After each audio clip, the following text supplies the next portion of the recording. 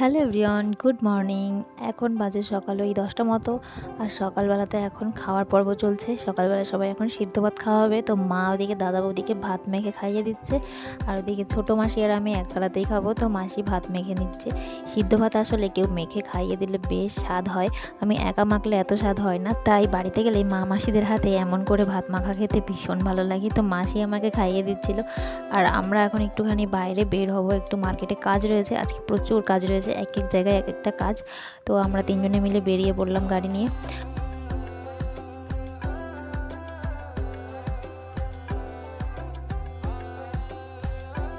প্রথমে চলে এসেছিলাম আমাদের নতুন ঘরের জন্য দরজা জানলার পর্দা নিতে।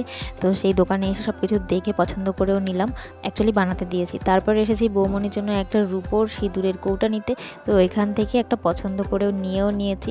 তারপরে চলে এলাম বিশালে, এখান থেকেও কিছু টুকিটাকি জিনিস কিনে নিলাম। তারপরে বিশালের সামনে একটা সুন্দর ফুলের বাগান করা রয়েছে। তো এই ফুলগুলো দেখে এত ভালো লাগছিল, বড়মশাই বলছে বীজ পাও নাকি, দেখো তাহলে নেব। তো বীজ খুঁজলাম অনেক, কিন্তু পেলাম না। আসলে এগুলো হয়তো এমনি চারা থেকেই হয়, জানি না কী সিস্টেমে হয় এটা।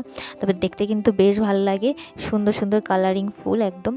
তারপরে আবার ভ্যান ধরে চললাম হাবড়ার ওই মাথায়, একবার এই মাথার দিকে আসছি, আসলে কাজ এক একটা জায়গায়।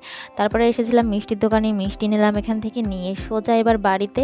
আর এখন কিন্তু প্রচণ্ড খিদেও পেয়ে গেছে, দুপুর হয়ে গেছে। বাড়িতে এসে ফ্রেশ হয়ে খেতে বসে গেছি। বরমশাই কিছুই খাবে না, তরকারি মাংস, তো একটুখানি সিদ্ধ দিয়েছিল মা, বেগুন আর আলু মাখা করে দিয়েছে, সেটা দিয়েই খাচ্ছে। আর আমি এদিকে খাচ্ছি তিতো আর বেগুন দিয়ে একটা তরকারি করেছে ছোটো মাছ দিয়ে। এভাবে খেতে ভীষণ ভালো লাগে, আর এই খাবারটা তো আমি মালদাতে গেলে পাবো না, তার জন্য মা রান্না করেছিল আজকে।